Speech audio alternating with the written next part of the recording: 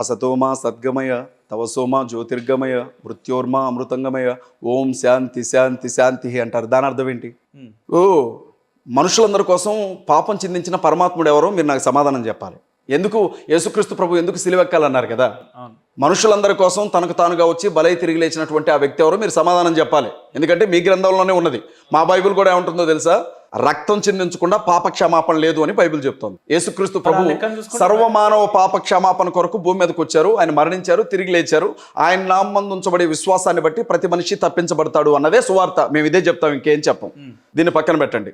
మరి మీకోసం చనిపోయినటువంటి ఆ పరమాత్మ ఎవరు? లేకపోతే మీ వేదంలో రాయబడిన ఆ శ్లోకం ఇంతవరకు నెరవేరలేదా? నెరవేరితే చనిపోయినటువంటి ఆ వ్యక్తి ఎవరు? రాముడు చనిపోయాడా రక్తం చిందించి? కృష్ణుడు చనిపోయాడా తనకు తానుగా మరణించి తిరిగి లేచింది ఎవరు? సరే, దానికి వచ్చి పక్కన పెడదాం. అంటే మీ బైబిల్లో అట్లా ఉంది కాబట్టి మీరు బైబిల్లో కాదు బ్రదర్, మీరు ఒక విషయం గమనించాలి. మీకు ఇష్టం లేనంత మాత్రాన సత్యం అసత్యం కాదు, నేను నమ్మినంత మాత్రాన అసత్యం సత్యము కాదు. అసతోమా సద్గమయ అంటే ఏంటి బ్రదర్? అసత్యంలో ఉన్నాను, సత్యంలోనికి నడిపించు. యేసుక్రీస్తు ప్రభు ఏమన్నాడంటే నేనే సత్యమును అన్నాడు. తమసోమ జ్యోతిర్గమయ చీకట్లో ఉన్నాను, వెలుగులోనికి నడిపించు, నేనే వెలుగును అన్నాడు యేసుక్రీస్తు ప్రభు. మృత్యోర్మా అమృతంగమయ మరణ పడక మీద చావు దగ్గరున్నాను, నన్ను బ్రతికించు, నిత్య జీవాన్ని అనుగ్రహించు, అమృతంగమయ. యేసుక్రీస్తు ప్రభు ఏమన్నాడు? నేనే నిత్య జీవాన్ని అని చెప్పాడు. నేనే మార్గమును సత్యమును జీవమును అని చెప్పాడు. హిందూ మతాన్ని అనుసరించే వాళ్ళంతా మేము చీకట్లో ఉన్నట్టేనా ఎవరు మీ లెక్క ప్రకారం? అసలు హిందూ అనే మతమే లేదు అంటుంటే మళ్ళీ మీరు హిందూ మతం అంటారేంటి? ఋషులు ఎందుకు కేకలు పెట్టారు? మరి ఋషులు ఎందుకు అడిగారు? ఎవరిని అడిగారు ఋషులు? నేను ఒక మాట అడుగుతాను. అపుత్రస్య నాస్తి స్వర్గో నైవచ అని అంటారు. పుత్రుడు లేని వాడికి స్వర్గం లేదు, పున్నామి నరకం తప్పదు అని. ఇప్పుడు మా అన్నకి ఇద్దరు ఆడబిడ్డలే, నరకానికి వెళ్తాడా మా అన్న? అంటే ఎన్ని యజ్ఞాలు చేసినా యాగాలు చేసినా ఏం చేసినా నరకానికి వెళ్తాడా? మరి ఏంటి ఆ శ్లోకం ఏంటి? దేని గురించి? ఎవరా పుత్రుడు? ఏలయనగా మనకు కుమారుడు అనుగ్రహించబడును, ఆయన భుజముల మీద రాజ్యభారం ఉండని బైబిల్ చెప్తోంది. వేదాల్లో అడిగిన అనేక ప్రశ్నలకి బైబిల్ సమాధానాలు ఇస్తా ఉంది. మేము స్పష్టంగా ఆ విషయం గురించి మాట్లాడుతూ ఉన్నాం. మేము ఎక్కడ దూషిస్తూ ఉన్నాం? మీరు మమ్మల్ని అడిగారు మొదటి నుంచి, మీరు ఎందుకు హిందువులను ఎందుకు దూషిస్తున్నారు మీరు మీ మత ప్రచారంలో భాగంగా అని అంటున్నారే, అది ఎక్కడ మిస్అండర్స్టాండ్ అవుతుందంటే, మేము విగ్రహాల గురించి మాట్లాడతాం. బైబిల్లో ఒక చాప్టరే ఉంది విగ్రహాలు, మొదటి నుంచి చివరి వరకు కూడా అనేక సందర్భాల్లో రాయబడింది. విషయం ఏంటంటే, మాకు విజయవాడ దగ్గర ఇబ్రహీంపట్నంలో ఒక సంఘం ఉంది. నేను ఖమ్మం నుంచి ఇబ్రహీంపట్నం వెళ్లే దారిలో ఒక పెద్ద స్టాచ్యూ ఉంటుంది, పెద్ద విగ్రహం, దేవతా విగ్రహం.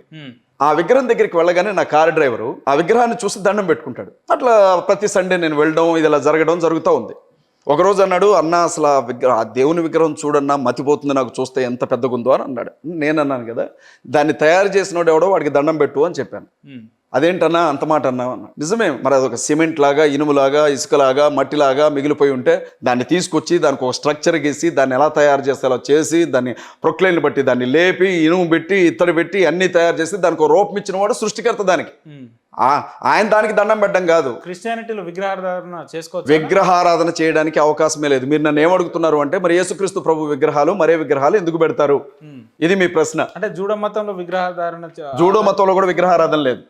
రోమన్ క్యాథలిక్స్ అలా విగ్రహారాధన చేస్తారు. వాళ్ళు ఏమంటారంటే, మేము విగ్రహాన్ని పూజించట్లేదు కానీ విగ్రహ రూపంలో మేము నిలవబెట్టి ఆ దేవుణ్ణి చూసుకుంటున్నామంటారు. అది చెల్లదు. అది కూడా అవాస్తవమే. రోమన్ క్యాథలిక్స్ ఏమనుకున్నా నాకు ఇబ్బంది లేదు. యేసుక్రీస్తు, నేను చాలాసార్లు అడిగాను, విగ్రహారాధనే. యేసుక్రీస్తు ప్రభు విగ్రహం ఏదన్నా నాకు ఉండి ఇక్కడ పాల్గొడతాను నేను. యేసుక్రీస్తు ప్రభు విగ్రహం ఏదన్నా ఉండి ఇక్కడ పాల్గొడతాను నేను. చాలా పెద్ద స్టేట్మెంట్ అయితే. భలేవారే, ఇవ్వండి ఇక్కడ పాల్గొడతాను. మరే విగ్రహం ఏదన్నా ఉండి పాల్గొడతాను నేను ఇక్కడ. విగ్రహాలు అవి. ఆత్మ ఉండగా వినండి బ్రదర్, దేవుడే ఉండగా నాకు మధ్యలో విగ్రహం ఎందుకు? ప్రతి చర్చ్ లో మీరు చూసే విగ్రహాలు ఎవరు? ఇప్పుడు నా చర్చిలో విగ్రహం ఉంటే మీరు నన్ను అడగాలి. మీరు నా చర్చికి రండి, మీ చర్చిలో ఈ విగ్రహం ఏంటి అని నన్ను అడగాలి. చర్చికి వచ్చే వాళ్ళే నిజమైన క్రిస్టియన్లు అన్నారు. వినండి విషయం గమనించండి. నేను ఒక విషయం చెప్తున్నాను వినండి. మీరు చాలా పెద్ద స్టేట్మెంట్ ఇచ్చారన్నారుగా, యేసు ప్రభు విగ్రహం నాకు ఉండే నేను పగల కూడా చూపెడతాను అన్నాను. ఎందుకంటే ఏం కావాలా? పగల కొట్టాలా? పోనీ తెప్పించండి ఒక విగ్రహం, పగల కొడతాను. మరే విగ్రహం తీసుకురండి, పగల కొడతాం.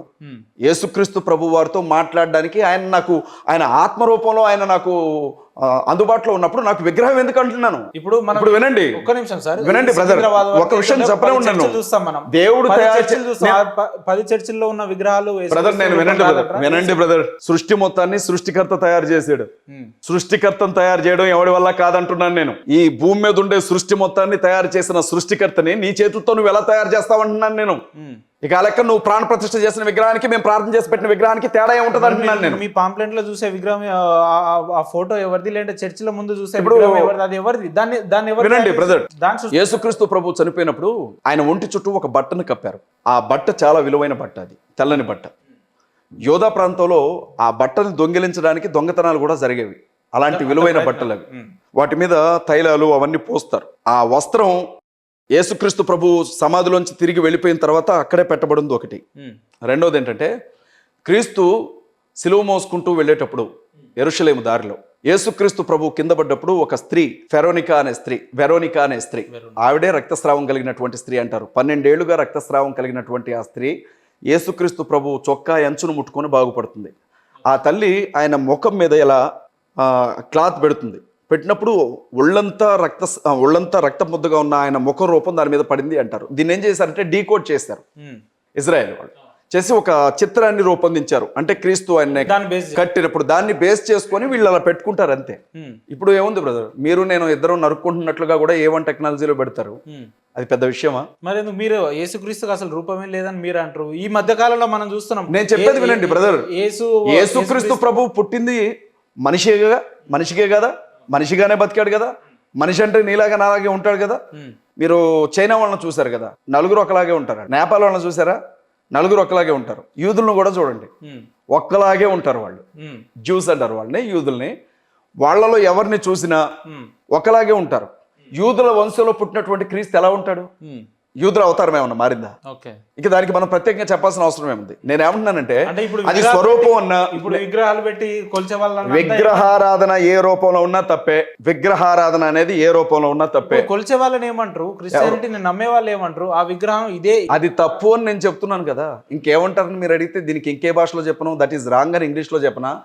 ఓ పూరాగా ఏమంటారు దాన్ని, హిందీలో ఏదన్నా పదం చెప్పండి, అది కూడా కంప్లీట్ చేస్తాను. అంటే ఇప్పుడు విగ్రహారాధన తప్ప, వాళ్ళు ఏమంటారంటే ప్రతి ఆదివారం చర్చికి వెళ్ళి దేవుణ్ణి మొక్కి, బ్రదర్ వాళ్ళు లాజిక్గా ఏం చెప్తారంటే, వాళ్ళు మేము యేసుకు పూజ చేస్తాం, మరేని గౌరవిస్తాం, వారి స్వరూపాలను మాత్రమే పెట్టుకున్నాం, మేము వీటికి దండం పెట్టట్లేదు అంటారు. కానీ జరిగేదంతా అదే, అక్కడ జరిగేదంతా అదే.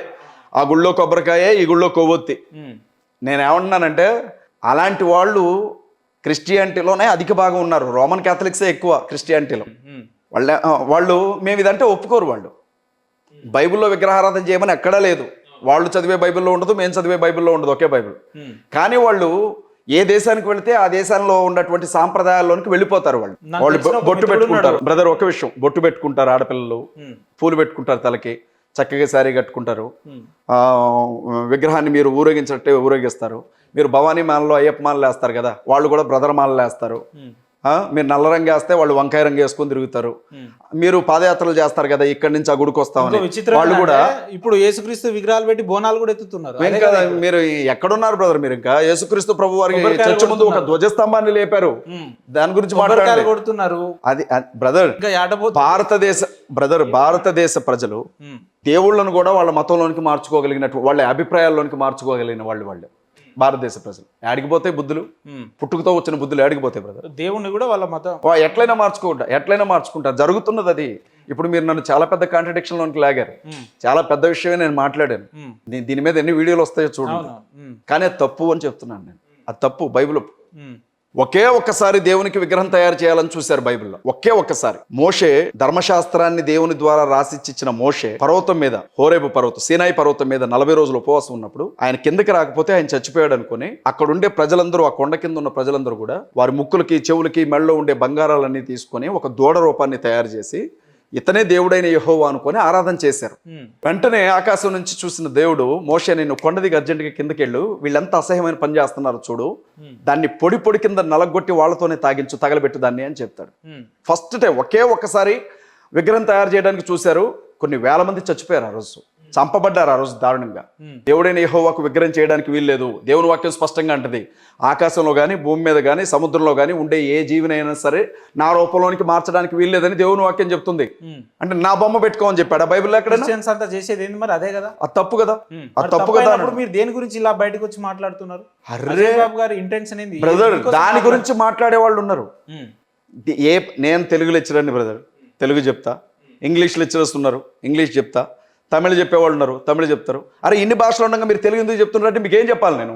దేనికి సంబంధించిన వాళ్ళు దానికి ఉన్నారు, మీ కార్యాచరణ దేనికి సంబంధించిన వాళ్ళు దానికి ఉన్నారు. నేను ఒకటే చెప్తా ఉన్నా బ్రదర్, మమ్మల్ని కూడా బతకనివ్వండి. హిందూ, క్రిస్టియన్, ముస్లిం భాయ్ భాయ్ అందరం కలిసి బ్రతుకుదాం. ఇప్పుడు ఎవరు కాదంటారు? రాజ్యాంగాన్ని రద్దు చేస్తామంటున్నారు, క్రిస్టియన్స్కి ముస్లిమ్స్కి ఉండే ఓటు హక్కు రద్దు చేస్తామంటున్నారు. క్రైస్తవ కుర్రాళ్ళని, ముస్లిం కుర్రాళ్ళని చంపడానికి కత్తులు కొనుక్కోవాలని మహామండేశ్వర స్వామీజీ ఏకంగా ఢిల్లీ వేదికగా పిలుపునిచ్చాడు. నిన్నగాక మొన్న మహిళా దినోత్సవం రోజున మధ్యప్రదేశ్ ముఖ్యమంత్రి మత మార్పిడి జరిగితే మోహన్ యాదవ్ మరణశిక్ష విధిస్తాము మా రాష్ట్రంలో అని అనౌన్స్ చేశాడు. రాజ్యాంగాన్ని భయపెడుతున్నారా, సుప్రీంకోర్టులను భయపెడుతున్నారా? భారతీయ జనతా పార్టీ మహిళా విభాగం అధ్యక్షురాలు ఒక రాష్ట్రంలో ముస్లింస్ ఆడబిడ్డలను గ్యాంగ్ రేపులు చేయమని చెప్పి పిలుపునిచ్చింది. ఏం చెప్తున్నారు, ఏం చేయాలనుకుంటున్నారు? చర్చిలను దాలబెడుతున్నారు, పాస్టర్లను చంపుతున్నారు, కాళ్ళు చేతులు విరగొడుతున్నారు, చర్చి లోపలికి వచ్చి జై శ్రీరామని కేకలు పెడుతున్నారు, నడి రోడ్ల మీద ముస్లిం కురాలను పట్టుకొని కొడతా ఉన్నారు. ఇవి ఆపండి. మీరు ప్రశాంతంగా రాముణ్ణి, కృష్ణుణ్ణి, విష్ణువుని, మీ దేవుళ్ళని మీరు ఆరాధించుకోండి. ఇందాక మీరు నన్ను అడిగారు కదా వాళ్ళు ఏంది అని. ఇప్పుడు చిన్నజీర స్వామి ఉన్నాడు కదా, ఓం నమ శివాయ చెప్పేస్తారు మీరు చిన్నజీర స్వామితో? చెప్తాడా? జై శ్రీమన్నారాయణ అంటాడు. ఎందుకు? ఎందుకంటాడని నాకు తెలుసు, మళ్ళీ మీరు నన్ను కాంట్రవర్షియల్ నొక్కకండి. అంతే కదా. విషయం ఏంటంటే శైవులు, వైష్ణవులు ఎలా ఉన్నారో క్రిస్టియానిటీలో కూడా ప్రొటెస్టెంట్లు, రోమన్ క్యాథలిక్స్ అని అలా ఉన్నారు. వాళ్ళు విగ్రహారాధనతో కూడినటువంటి ఆరాధన జరిపిస్తారు. అది పూర్తిగా తప్పనే ప్రొటెస్టెంట్ అనే వర్గం బయటకు వచ్చేసింది. మేము తప్పంటారు వాళ్ళు. శైవులు, వైష్ణవులకి ఏ రకంగా గొడవ ఉంటుందో రోమన్ క్యాథలిక్స్కి, ప్రొటెస్టెంట్లకు కూడా ఈ ఒక్క విషయంలోనే గొడవ జరుగుతుంది. మీరు ఎట్టి పరిస్థితుల్లో కూడా చేయడానికి వెళ్ళలేదని మేము, మమ్మల్ని వద్దడానికి మీరెవరు అని వాళ్ళు. అజయ్ బాబు గారు, మీరు ఇన్ని ఇంటర్వ్యూలు ఇచ్చారు కదా, ఇంతసేపు మనం మాట్లాడుకున్నాం. ఈ ఇంటర్వ్యూలో మీకు ఏం తేడా అనిపించింది? అన్ని ఇంటర్వ్యూలలో మీరు మిమ్మల్ని వేరే విధంగా చూపించారు. ఎట్లా అని అంటే హిందువులను కోసేస్తాం, చంపేస్తాం, నరికేస్తాం అనేటట్టు చూపించారు. అజయ్ బాబు అనే వ్యక్తి చాలా సబ్జెక్ట్ ఉన్నాడు అని చెప్పి, లేదంటే ఇతన్ని అడిగితే ఎంత డీప్గా కూడా ఎవరితోనన్నా చర్చించే అర్హత ఉన్న వ్యక్తి అని చెప్పి ఇంటర్వ్యూ ద్వారా బయటికి వెళ్ళింది. ఇంత సబ్జెక్ట్ ఉన్న వ్యక్తి ఎందుకు ఇంత పొద్దున్న లేస్తే వేరే వేరే సామాజిక మాధ్యమాల్లో వైల్డ్గా, దురుసుగా ప్రవర్తిస్తున్నాడు, లేదంటే అనరాని మాటలతోటి హిందూ సమాజాన్ని కావచ్చు, ఇతర సమాజాన్ని ఎందుకు తిడుతున్నాడు అని ప్రశ్నోత్పన్నం. నేను హిందువుల్ని తిట్టను బ్రదర్. మా మామ, మా అత్త హిందువులు, మా బామ్మర్ది మీ మతంలోనే మీరు మాట్లాడాను. నేను బీసీ కులానికి చెందిన వ్యక్తిని. నా భార్య ఎస్సీ మాదిగా, మా ఇంట్లో మా ఇంటర్ కాస్ట్ మాది. మా తమ్ముడు భార్య ఎస్టీ ట్రైబ్, మా ఇంటి పెద్దలుడు ఎస్టీ లంబాడి. మేము బీసీ క్రిస్టియన్ కమ్యూనిటీలో ఉన్నాం, పోసల కులానికి చెందిన వాళ్ళం. అన్ని కులాల వాళ్ళు, అన్ని మతాల వాళ్ళం బంధువులుగా ఉన్నాం. ఏ రోజు కూడా నేను ఏ మతాన్ని కూడా నేను కించపరచను కదా. నేను ఏమంటానంటే, అయ్యప్ప స్వాములు ఎవరైనా ఉంటే మా ఇంటికి రండి, మీకు కడుపు నిండా భోజనం పెడతాను, భిక్ష అంటారు కదా దాన్ని, మీకు కావాల్సిన ఏర్పాటు చేస్తాను. భవానీ మాలలు వేసుకున్న వారు వచ్చి మా ఇంటి దగ్గర భజన చేసుకోండి, మీకు కావాల్సిన ఏర్పాటు చేస్తాను. నేనేమంటానంటే, మమ్మల్నిగా బ్రతకనివ్వండి, ఇతర ఆచారాలను మీకు గౌరవిస్తాను. మిమ్మల్ని మీరు మీలాగా ఉండండి, మమ్మల్ని మాలాగా బ్రతకనివ్వండి. మీరు ఎంతరా అని అంటే మాత్రం నేను ఊరుకోను. ఆత్మగౌరవం ఎక్కువ నాకు, ఆత్మాభిమానం ఎక్కువ. అందరినీ ఇలాగ లేరు అని అంటే నేనేం చేయాలి దానికి? మా అమ్మని అలాగే నన్ను ఒక్కడే కాదు. మీరు మాట్లాడే విధానాన్ని బట్టి మీ క్రిస్టియానిటీలోనే చాలా మంది మిమ్మల్ని వ్యతిరేకిస్తున్నారు కదా. ఇతను బైబిల్కి వ్యతిరేకంగా మాట్లాడుతున్నాడు, ఒక చెంప కొడితే ఇంకో చెంప చూపించాలనే యేసు యొక్క అట్లా అన్న పాస్టర్లు ఎవరో వాళ్ళని పిలిచి ఒక్కసారి కొట్టి చూడండి, ఒక చెంప మీద లైవ్ లో కూర్చోబెట్టి. కొట్టడం కాదు, మీకు నేను చెప్పేది వినండి. వాక్యం ఉంది. ఒక చెంప మీద కొడితే ఇంకో చెంప చూపించాలని చెప్తున్న పాస్టర్స్ ఉన్నారు కదా. యేసుక్రీస్తు ప్రభు స్పష్టంగా ఆ మాట చెప్పారు. మహాత్మా గాంధీయే వాడుకున్నాడు దాన్ని. నేను ఏమంటున్నానంటే, ఆ పాస్టర్ని పిలిచి పేళ్ళు ఒక 4 దెబ్బలు కొట్టండి చెంప మీద పెట్టి. ఆయన ఎంత బాగా వాక్యాన్ని పాటిస్తున్నాడో నేను చూస్తాను. అజయ్ బాబు గారు CMDF అనే ఒక సంస్థను ఏర్పరచుకొని ముస్లింలకు అనుకూలంగా పనిచేస్తున్నాడు నేను అని చెప్పి చెప్తున్నారు. బ్రదర్, వాస్తవం అన్నది? క్రైస్తవుల్ని, ముస్లింస్ ని, దళితుల్ని ఏందన్నా CMDF ఒక క్రిస్టియన్, ముస్లిం, దళిత్ డిఫెన్స్ ఫోర్స్ ఆత్మరక్షణ కావాలి అని అడుగుతున్నాను నేను. మీరు స్టూడియోలో ఉన్నారు బ్రదర్, మేము పందుల గుంపులాగా ఒక 100 మంది వచ్చి స్టూడియోలో మీరు కూర్చొని ఉంటే మిమ్మల్ని పట్టుకుని కొడుతున్నాం. మీరు ఏం చేస్తారు బ్రదర్? ఎదురు తిరుగుతారా లేదా? ఆత్మరక్షణ, సెల్ఫ్ డిఫెన్సే కదా. నేనేమంటానంటే, అరే ఇంట్లోకి వచ్చి కొడుతున్నారు, చర్చి లోపలికి వచ్చి కొడుతున్నారు, మా ప్రమిసెస్లోకి వచ్చి నువ్వు ఇక్కడ ఎందుకు ప్రేయర్ పెట్టినావు అంటున్నారు. మమ్మల్ని మేము కాపాడుకునే హక్కు మాకుంది కదా. ఎదుటివాడి ఇంట్లోకి వెళ్ళొద్దు నువ్వు, ఎదుటివాడి గుళ్ళోకి వెళ్ళొద్దు నువ్వు, ఎదుటివాడి విశ్వాసాల్లోకి వెళ్ళొద్దు. కానీ నీ జోలికి వచ్చినప్పుడు నిన్ను కాపాడుకునే హక్కు ఉంది. నేను ఒక లాయర్ని, సెల్ఫ్ డిఫెన్స్ అనేది ఉంటుంది.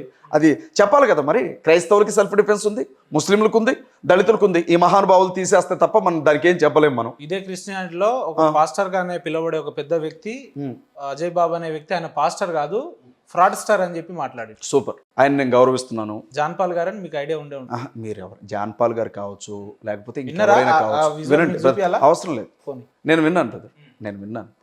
నా గురించి మీకు ఇంకా చెప్తాను, వినండి. ఆ వ్యక్తి ఎందుకు ఆ రకంగా వినండి బ్రదర్, నా గురించి జాన్ పాల్ గారు మాట్లాడారు, ఆయన అభిప్రాయం అది. నా గురించి దాదాపు ఒక 10-15 మంది వీడియోస్ చేశారు. అజయ్ బాబు ఫ్రాడ్, మణిపూర్ సమయంలో కోట్ల రూపాయల డబ్బు మ్యానిపులేట్ చేసి మధ్యప్రదేశ్ లో అక్కడ వినండి, మీరు చెప్పడం కదా, నేను చెప్తున్నాను కదా అని మాట్లాడారు. అయితే నేనేంటి అనేది నా కుటుంబానికి తెలుసు, నా సంఘానికి తెలుసు, దేవునికి తెలుసు. వారు ఏమంటారంటే, వినండి నన్ను చెప్పనివ్వండి, చిన్న పిల్లల్లాగా వాళ్ళ మీద వీళ్ళ మీద పితృలు చెప్పుకోవడం నాకు ఇష్టం ఉండదు. నేను ఆ పని చేయను. I love John Paul. John Paul గారిని నేను ఇష్టపడతారా మీరు? చాలా ఇష్టపడతాను. ఇష్టపడతారా? అతను మాట్లాడే పద్ధతి మాట్లాడతారా ఆయనతోటి మీరు? అతను మాట్లాడే ఎప్పుడన్నా పద్ధతి మాట్లాడతారా? వినండి brother. మాట్లాడతారా? వినండి, మాట్లాడతాను, నిరభ్యంతరంగా మాట్లాడతాను. వినండి, నన్ను ఒక మాట చెప్పనివ్వండి. జాన్ పాల్ గారు బైబిల్ గురించి వివరించే విధానం కావచ్చు, డిబేట్లో ఆయన ప్రదర్శించే హుందాతనం కావచ్చు, నాకు చాలా నచ్చుతుంది. ఆ యాక్టివిటీ నాకు తెలియని చాలా విషయాలు జాన్ పాల్ గారు చెప్తా ఉంటారు. జాన్ పాల్ గారి మీద నాకున్న అభిప్రాయం అది. ఇక ఆయన అంటే ఇప్పుడు ఎట్లా అంటే ఎట్లుంటది పరిచయం, పరస్పర అసలు వ్యక్తిగత పరిచయం కూడా లేదు బ్రదర్. ఒక్కసారి కూడా మేము ఫోన్ కాల్లో మాట్లాడుకోలేదు. ఒక్కసారి కూడా మాట్లాడలేదు. ఒకవేళ అంతకుముందు జాన్ పాల్ గారు నా మీద స్పందించడానికి ముందే ఇంకొంతమంది ఒక 10-15 మంది ఏకంగా 1 month నా మీద వీడియోస్ చేశారు. చేసినప్పుడు కూడా నేను ఒక్కసారి వ్యక్తి ఇంత నెగిటివిటీగా మాట్లాడాల్సి వచ్చింది. నేనంటే అభిమానం, ప్రేమ, ఇకంతే అనుకుంటాను నేను.